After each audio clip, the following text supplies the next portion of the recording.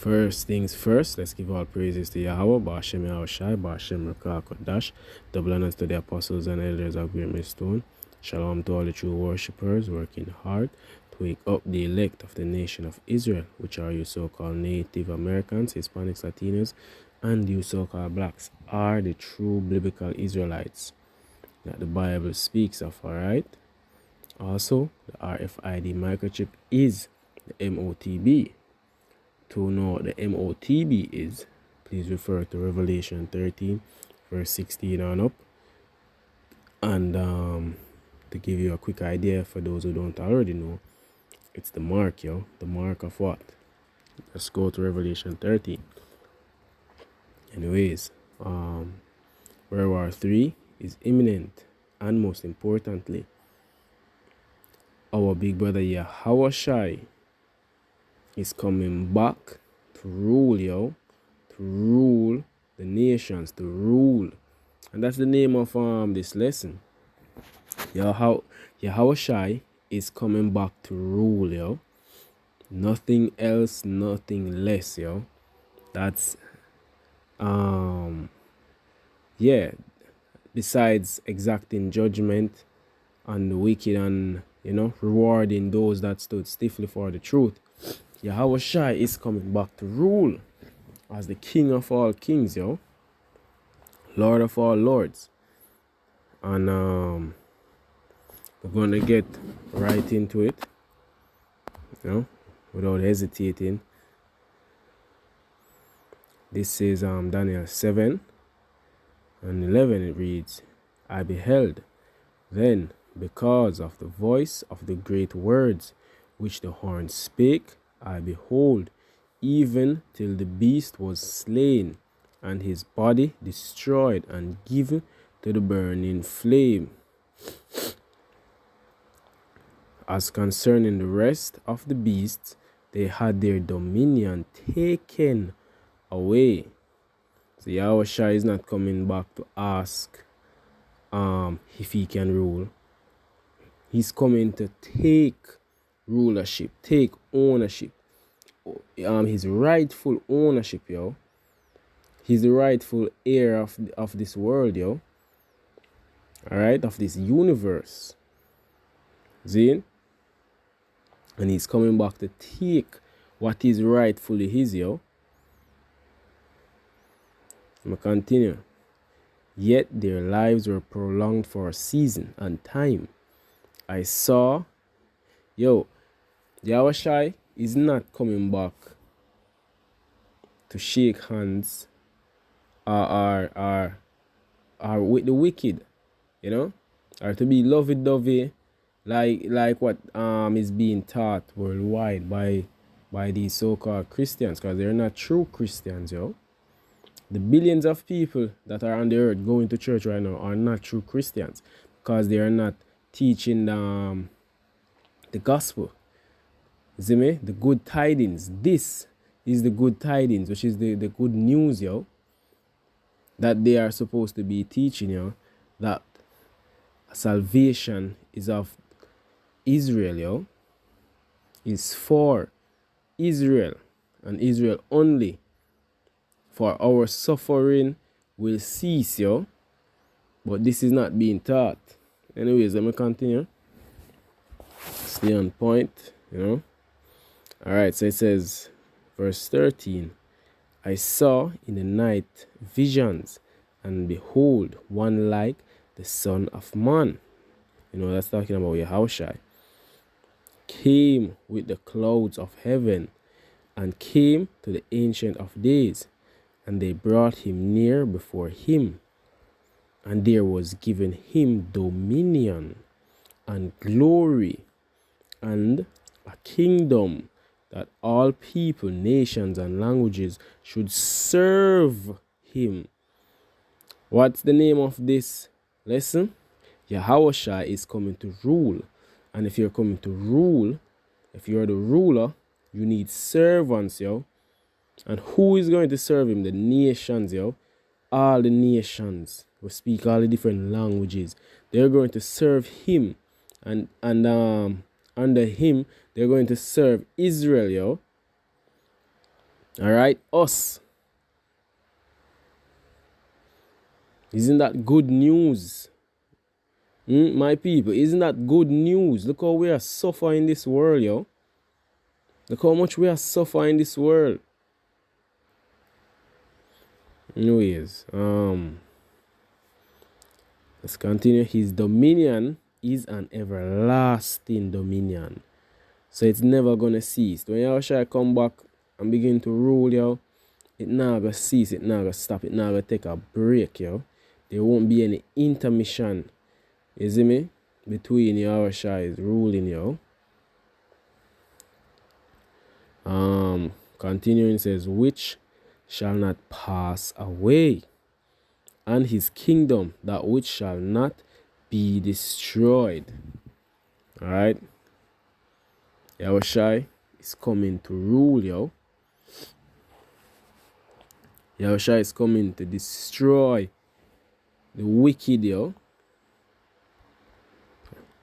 and to rule the nations with his elect, yo, his 144,000 elect.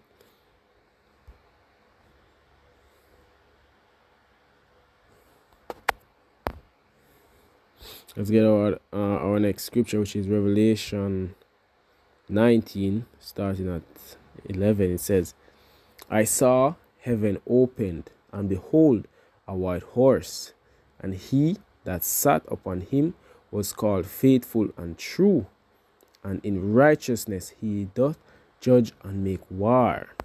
Let me show you an image of what that looks like. This is it. The chariot, the white horse is representing the chariot, yo.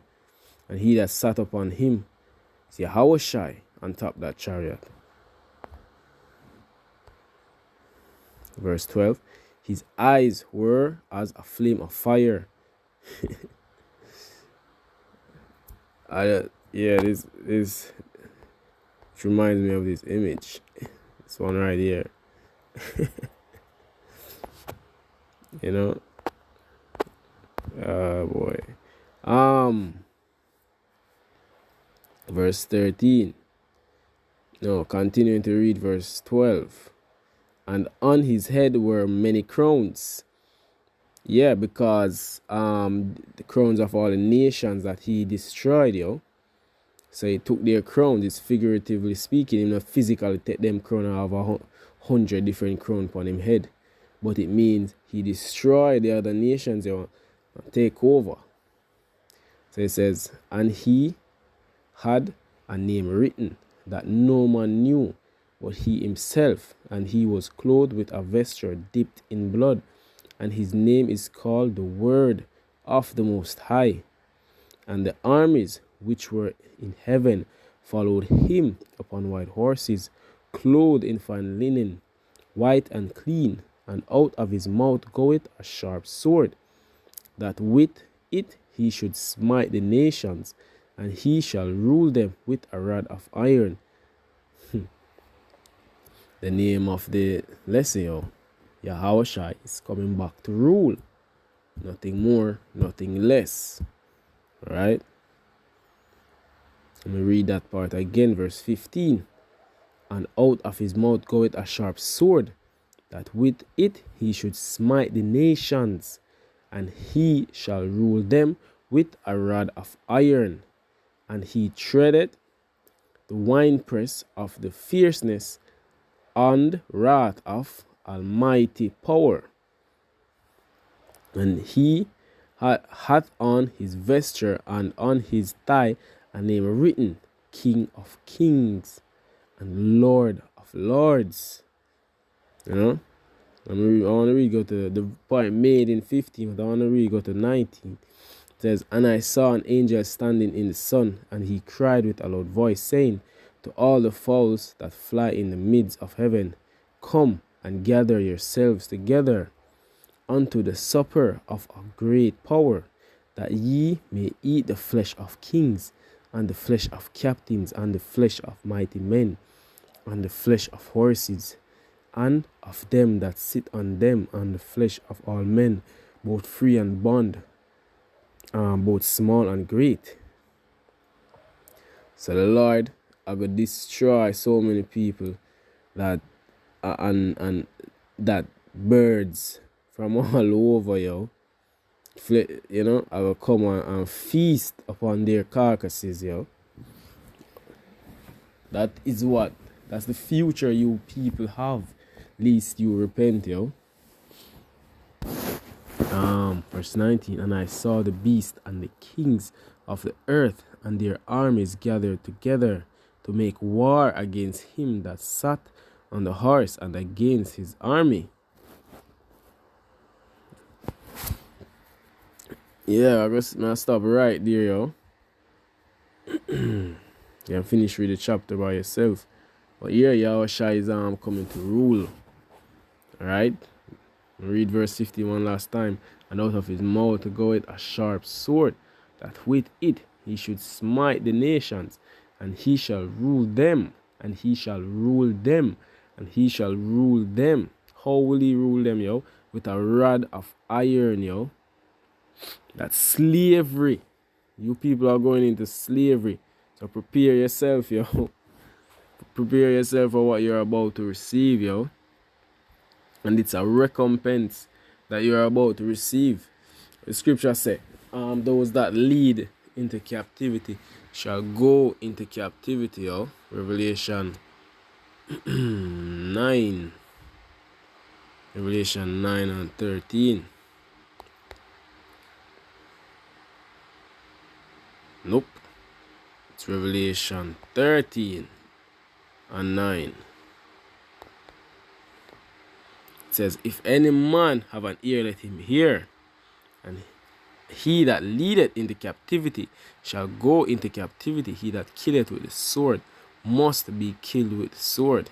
Here is the patience and the faith of the saints. This is what we're patiently waiting for, yo. And we're hasting at this every day. You know? We hasting the coming of the Lord, yo. So that he can rule and we can rule under him. Thus making us co-rulers over not just the earth, yo, but this universe.